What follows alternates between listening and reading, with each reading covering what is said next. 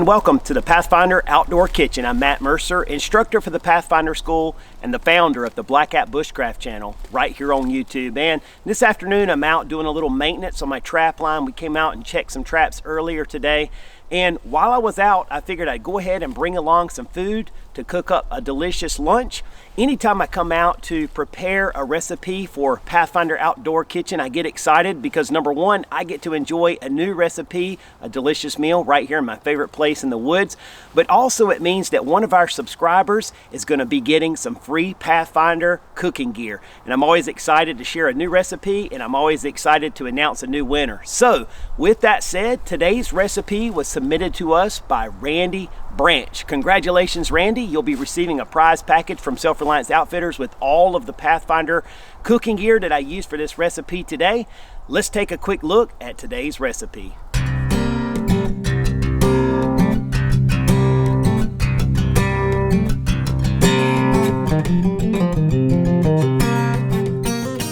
So once again, congratulations to Randy and a big thank you for submitting this recipe. There's a couple of things that I like about this one particularly. First of all, it utilizes the standard 32-ounce stainless water bottle and cup set, which 99% of the time is going to be in my kit anyway. Even if I choose to carry something more like a bush pot or something to that extent for cooking, I'm still going to be carrying that 32-ounce water bottle. So this allows me to cook a good hearty meal with minimal kit, something I'm already carrying. Number two, I like the fact that it utilizes these just add water type elements to go into the meal. These Idahoan just add water potatoes, they cost $1 at the store. Very lightweight, easy to cook up.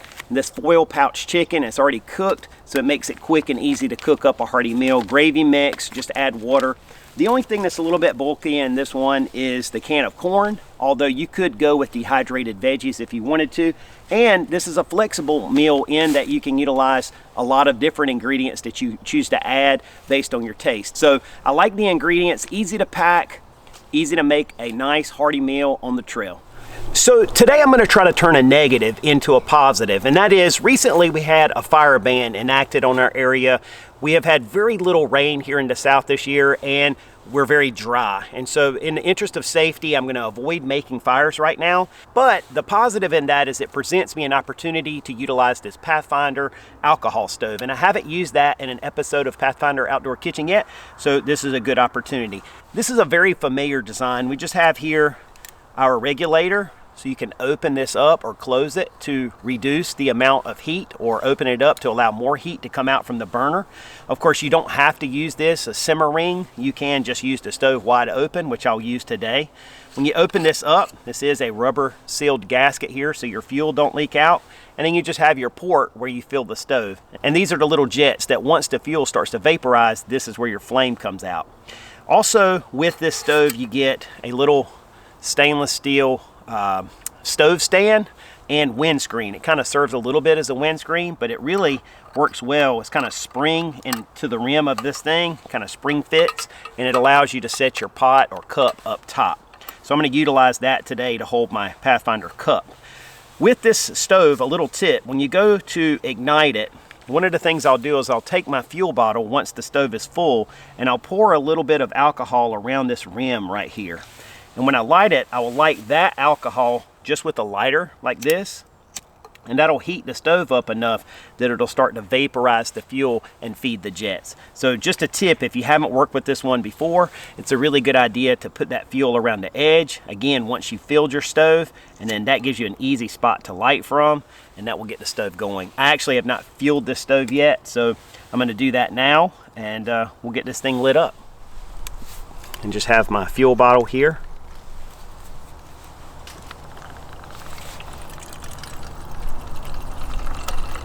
Once again, one of the things I like about this stove is the fact that it has such a nice capacity. It's larger than a lot of alcohol stoves, so it gives you a little bit longer burn time.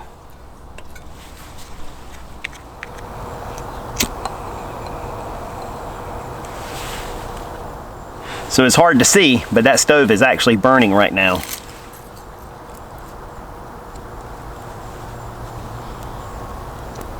Uh-oh. That might mean I broke the fire ban. All right, let's get to cooking. All right, so I'm ready to start cooking here, and the first step is to get my water on the boil. And I learned a long time ago that you never fill up your cup or pot on top of a stove. You always do that on a secure surface first, nice and stable, and then carefully place your container on top of the stove.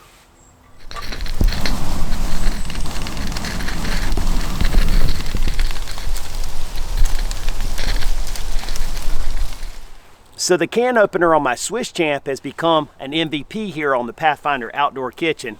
It's gonna help me get my corn open today. Always gotta have a good SAK on hand. Never know when that can opener is gonna come in handy.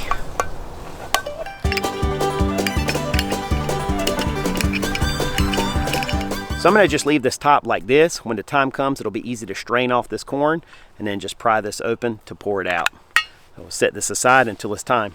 By the way, do you have a favorite recipe that you like to prepare out in the field, in the woods, or when you're spending time in camp? If so, make sure to send us a copy of your favorite recipe to the email address listed down below, and we'll get your name entered into our data bank of recipes that I pull from each time that I come out to film a new episode of our show. If we choose your recipe to feature on the Pathfinder Outdoor Kitchen, we'll send you a care package from Self-Reliance Outfitters with all of the Pathfinder outdoor cooking gear that we use to prepare that recipe. So don't forget, go ahead and get those great recipes sent over. I look forward to enjoying them in the woods, and hopefully you'll be one of our next winners.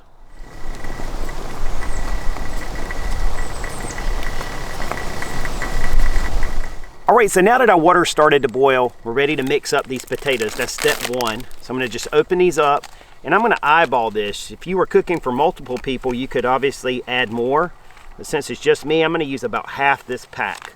That's gonna be plenty for my purpose. The next step is I'm just gonna add in some of my hot water.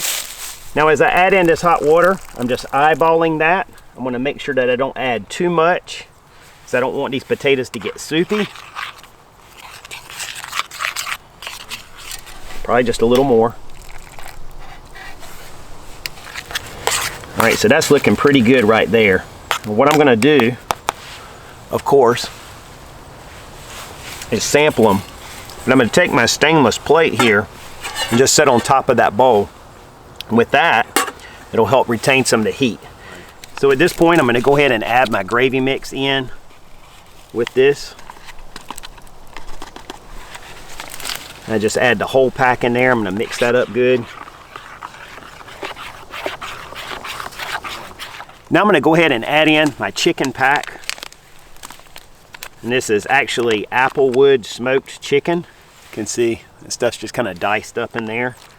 So I'm gonna add the whole pack into the mix. I think I got most of that out of there. Mix that in a little bit. And now I'm gonna go ahead and add in some of this corn. And I'm not gonna add this whole can. I'm just kind of spoon what I want in there. About half the can. This one has the peppers in it, red and green. So that makes it look extra good to me. Add some extra flavor. And oh yeah, that's good stuff. My cup is pretty full at this point with the chicken and corn. So I'm gonna just take that and put it back on the stove. All right, so my alcohol stove is still burning here. So I'm gonna go ahead and just set this back up there. Let this stuff all heat back up together. Let those flavors mesh, and it'll be time to serve it up on the plate. Looking forward to it. All right, so I'm getting a little bit fancy today, and I brought a little mini cheese grater with me. Bushcraft myself a little cutting board, and I'm just gonna take a piece of this cheese here. I like this stuff for packing for meals because it doesn't have to be refrigerated immediately like some cheese. So it makes for an easy way to grate up some fresh cheese like this. This will add a lot of flavor to the meal. And just top this recipe off, and that's one of the things that Randy mentioned in the recipe was top it with some cheddar cheese. So we're gonna do that just like he said. Oh, there went a piece for me to sample. You guys know how that works on Pathfinder Outdoor Kitchen. If a piece falls off, you gotta sample it and make sure it's good.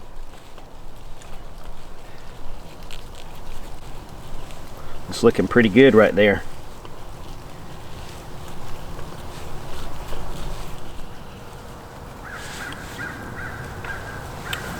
There we go.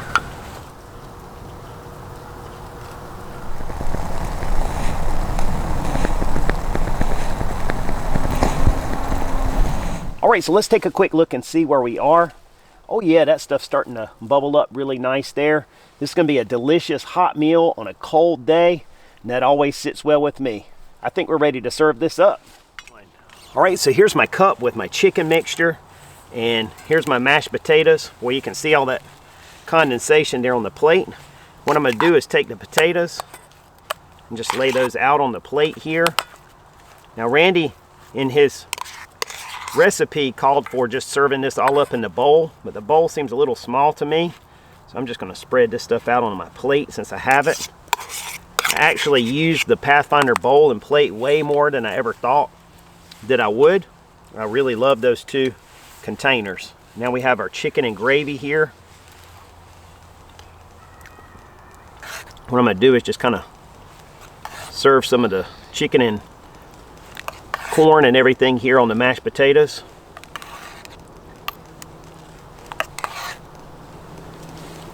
And now I'm just going to pour some of that gravy in.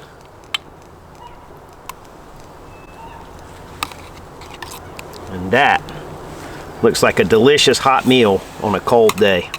And of course, we don't want to forget our cheese. While this stuff is hot, go ahead and top it off.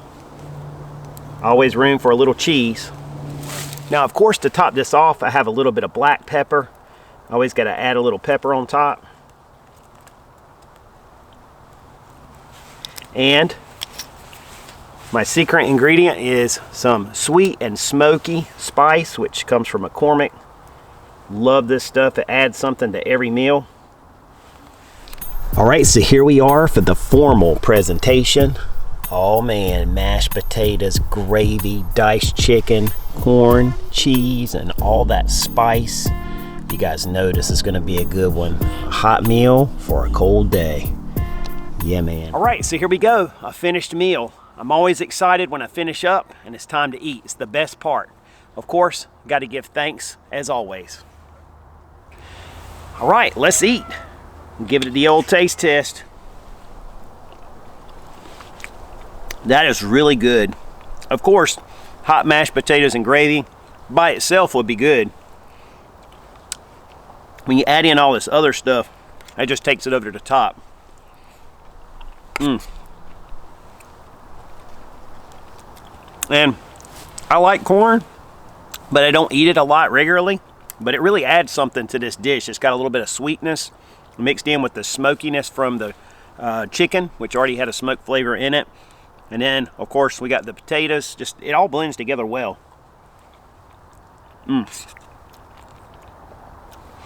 So what I really like about this meal is it's super simple ingredients that for the most part are already cooked.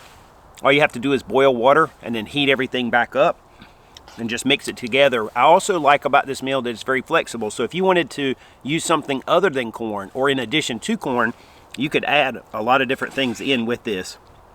You can spice it up the way you like it. And anytime you have a recipe that's flexible like that, lightweight to carry in your kit, something that's shelf stable, like those chicken packets, dehydrated potato flakes, those things can last on your shelf for a long time. Of course, canned food, you know, those are things that you can already have in place and use them whenever it's convenient or whenever you go out for your next camping trip. So this is just a winner in my opinion. Definitely a good recipe on a cold day. Kind of warms you up from the inside out. If this was a meal that you're going to be cooking for yourself and others or multiple people, of course you could scale it up, but in my mind this really excels as a solo type recipe and one that I'll definitely expand on and use again many times, I'm sure, in upcoming trips. So if you guys will excuse me for a moment, I'm gonna clean my plate. All right, so I'd like to thank you guys for taking the time to tune in for this episode of the Pathfinder Outdoor Kitchen. I hope you've enjoyed this recipe. I hope you'll get a chance to get out in the woods and give this one a try, tweak it to your tastes, and add it to your repertoire of things to cook when you're out here in the woods. From all of us here at Self-Reliance Outfitters, we thank you for your time, interest, and support. Don't forget to submit your favorite recipes to that email address listed down below. That'll get you in the data bank of recipes I pull from and a chance to win some free Pathfinder outdoor cooking gear. Thank you guys again. Take care, and until the next one, be safe.